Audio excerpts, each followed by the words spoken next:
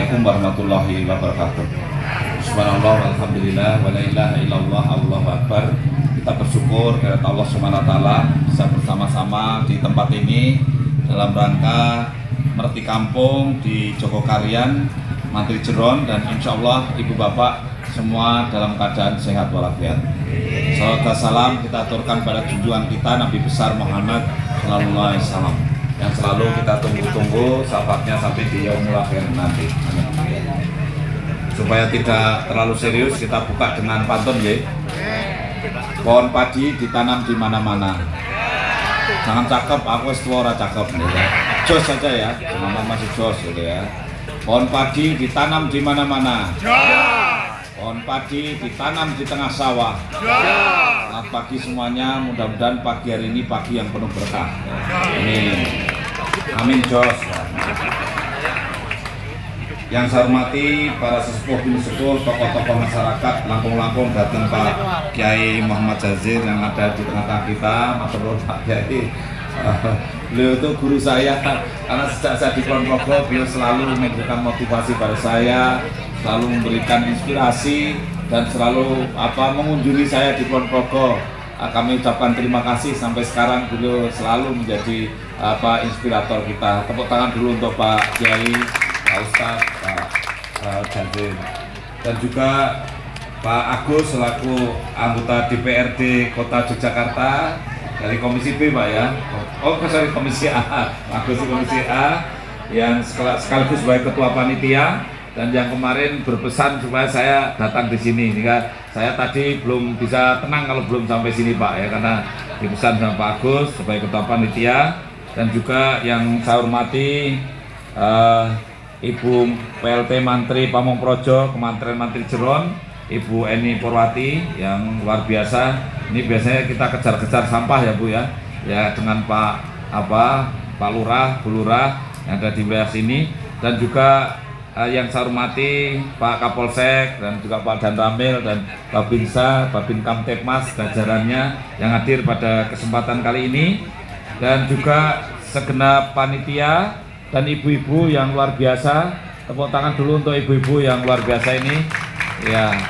Tadi pantunnya juga gotong royong bagus banget, itu yang membacakan pantun keren. Tepuk tangan juga untuk tadi memberikan suatu dorongan untuk kita RC ngeresiki lingkungan sampah dengan cara gotong royong. Ini saya kira nasihat yang baik. Bapak Ibu hadirin yang dirahmati Allah Subhanahu wa taala, kami mengucapkan terima kasih sebesar-besarnya atas kegiatan-kegiatan warga, khususnya di Kampung Jogokarian di sini, dan kebetulan Pak Kiai sebagai sesepuh di sini yang juga memberikan contoh terhadap kegotong royongan yang luar biasa, juga kebersihannya juga luar biasa. Kami mengucapkan terima kasih, dan sebagai laporan bahwa saya bekerja ini 2 bulan Pak Kiai dan Pak Agus saya kira membersamai saya, dan tugas dari Nusa Dalem Sultan untuk membersihkan Kota Yogyakarta. Ada 45 depo di Kota Yogyakarta. Alhamdulillah 5 minggu dari pelantikan semua depo bersih semuanya. Alhamdulillah. Ya, tentu ini berkat dari kemudahan yang diberikan oleh Allah SWT dan juga berkat dukungan dari warga masyarakat semuanya. Saya juga membuka open house setiap hari Rabu pagi. Kalau Anda keluh kesah, monggo disampaikan. Kemarin hari Rabu juga ada warga yang datang dari nyepeda itu kemudian masih pakai helm, kemudian masuk ke kantor saya lapor kalau di depan masjid mana gitu di daerah Nitian itu ada sampah banyak itu. Maka kemudian saya telepon Pak Lurahnya, kemudian alhamdulillah dalam waktu 3 jam sudah dikirimi gambarnya, sudah bersih ya. Ini respon time yang baik ya lurah-lurah itu. Makanya izin nih saya laporkan ke Pak Kiai, lurah-lurah itu setiap hari Selasa saya kasih rapor Pak.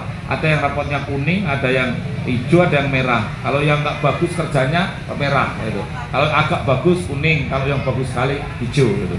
Nah, salah satu ukurannya adalah kebersihan di lingkungan, karena sekarang memang kita baru fokus supaya sampah tidak ada di mana-mana. Nah inilah saya kira hal yang kami ucapkan terima kasih, dan saya juga Nur Sewu mengemban amanah ini juga tidak enteng, maka saya juga mohon doanya mudah-mudahan saya dan Pak Wawan nanti bisa berakhir dengan husnul khotimah. Saya kira itu harapan kami, karena saya juga sering disindir ini para kiai, kalau sudah megang jabatan itu jangan gembelengan dengan ada lagon gundul-gundul pacul gembelengan itu.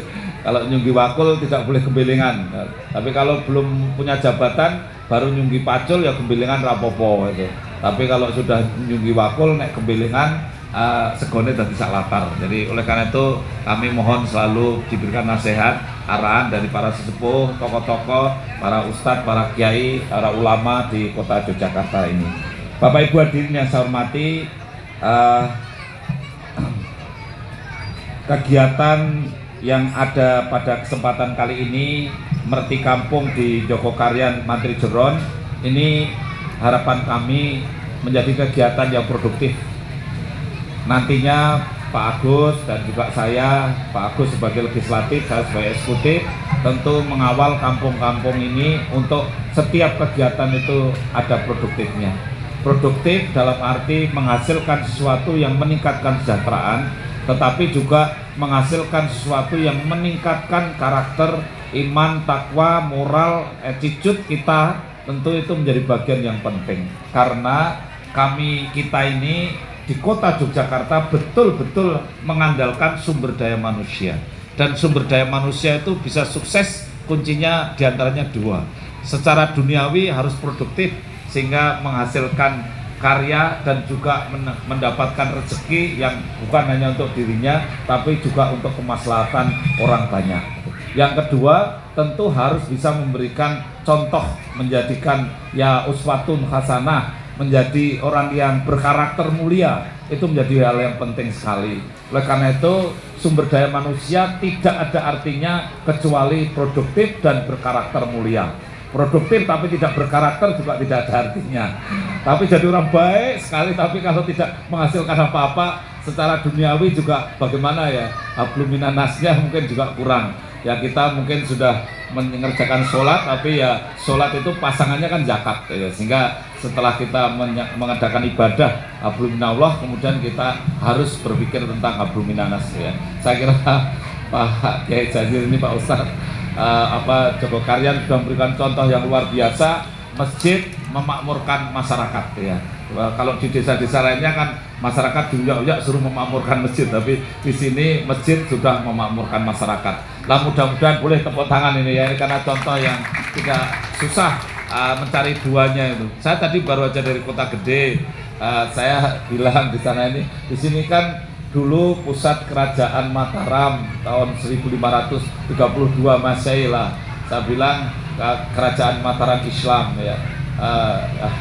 Harapan saya tidak kalah dengan Jogokarian. Harapan saya bisa menjadi membangkitkan kembali ya, bagaimana membangun karakter berbasis keislaman yang baik. Yang kedua juga produktif, makanya peraknya Kota Gede kemudian bisa kita hidupkan kembali. Maka ini pagi bagian dari quick win kami, kerja 100 hari kerja, kita ada melonceng kembali, kemudian memfestivalkan perak Kota Gede.